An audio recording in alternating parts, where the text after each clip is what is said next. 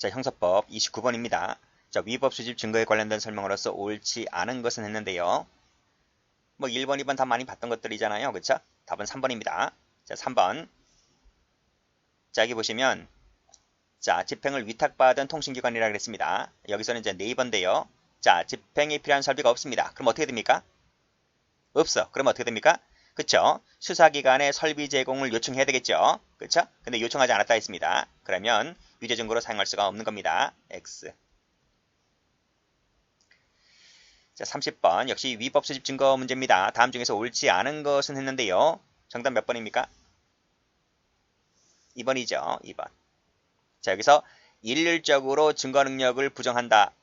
이것이 어긋난다라고 할 수 없다는 겁니다. 어긋나죠? 왜 어긋나지 않습니까? 우리 위법 수집 증거 배제법칙 관련해서 이 독과수 원칙 있잖아. 독과수 원칙이 원칙에서는 안 되지만 예외적으로 되는 수가 있잖아요. 그렇죠? 그렇기 때문에 그런 것을 무시하고 일률적으로 부정하는 것은 밑에 어긋난다라고 볼 수가 있는 것이죠. 틀렸습니다. 나머지는 뭐 다 맞는 것들이고요. 자, 31번 갑니다. 다음 중에서 옳지 않은 것은 했는데요. 2번이지 2번. 그치? 검사가 입증하는 거죠. 검사가 의문점을 없애는 증명을 해야 하죠. 안 된다 틀렸고. 피고인이 증명하는 게 아닙니다. 그쵸? 그 다음에 뭐 나머지 것들 다 쉬운 것들이고요. 32번. 자, 다음 중 옳지 않은 것은 했습니다. 뭐 검증조서는 당연히 311조고요. 그 다음 증거 능력을 인정하려면 첫째 뭐 원본이거나 그대로 복사된 사본일 것. 그 다음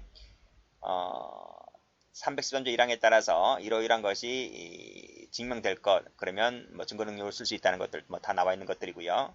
몇 번입니까 답이? 답이 3번이죠. 3번 뭐가 틀렸습니까? 자, 검증조서에 첨부된 사진은 검증조서와 일체를 이루고 있자고 했잖아요. 일체를 이루고 있기 때문에 몇 조를 적용하죠? 우리 판례는? 그렇죠? 312조 6항을 적용합니다. 6항을 적용하고 있기 때문에 따라서 적법 절차 방식 플러스 성립의 진정이 갖춰졌을 때 증거 능력이 있다 라고 해야 되겠죠.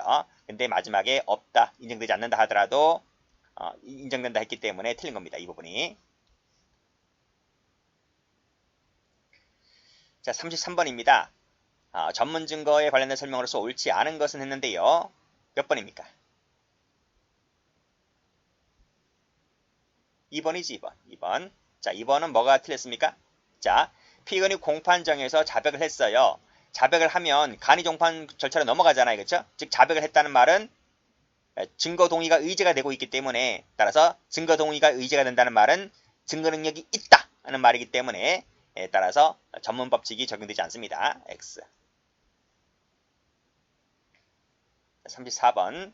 전문 법칙에 대한 설명으로서 적절한 것은 했는데요. 요건 많이 봤지? 성매매 없어 100% 당연히 증거 능력이 있다. 315조에 따라서 맞습니다. 답은 1번입니다. 그럼 2번은 뭐가 틀렸어요? 2번은. 2번은 옛날 조문이잖아. 옛날 312조 1항이죠. 즉 검사가 작성한 피신조서 얘기인데 이것은 내용 인정할 때, 즉 적법한 절차와 방식에 따라 작성된 것일 것에다가 플러스 뭐가 있어야 돼? 내용 인정이지. 내용 인정. 이게 개정된 거잖아. 그쵸? 이게 틀렸습니다. 이거 옛날 조문입니다.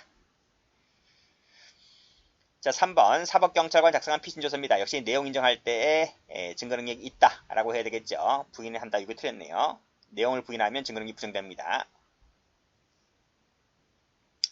자, 4번이 약간 까다로울 수 있는데 답은 쉽게 나오잖아. 답은 1번 쉽게 나오잖아요. 그쵸? 그치? 뭐 굳이 뭐 2번, 3번, 4번 읽어봐야 돼? 그렇잖아요. 근데 4번은 왜 틀렸습니까? 4번은 봐요. 자, 간접 사실에 대한 정황 증거로 사용된다 하더라도 예외 없이 전문 법칙이 적용된다 했는데 이게 틀렸어요. 예외 없이가. 즉 간접 사실에 대한 이 정황 증거가요. 정황 증거가 반드시 전문 증거가 되는 건 아닙니다. 즉 전문 증거인지 아닌지는 요증 사실이 무엇인지에 따라 달라질 수밖에 없어요. 그래서 원진술의 내용이 요증 사실이면 전문 증거가 되지만 그 자체가 요증 사실이면 본래 증거가 되는 것이지 전문 증거가 되는 것이 아닙니다. 따라서 예외 없이 전문 법칙이 된다. 이거 틀린 겁니다. 자, 35번 갑니다. 다음 중에서 옳지 않은 것은 했는데요. 몇 번에 틀렸지? 2번에 틀렸죠? 2번에 틀렸습니다.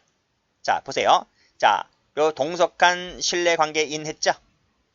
이 동석한 신뢰관계인이 조서에 기재했잖아요. 대신해서, 그렇지?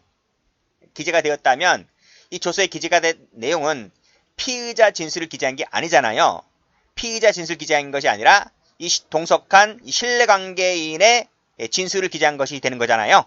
그렇기 때문에 이 부분이 증거 능력이 인정되려면 이 사람, 동석한 신뢰관계인의 진술조서의 증거 능력을 취득하기 위한 요건을 충족하는 경우에 한해서만 증거 능력이 있는 것이지 그 요건을 충족하지 못하게 되면 유죄 증거를 쓸 수가 없습니다. 그래서 이 부분이 틀린 겁니다. 마지막에.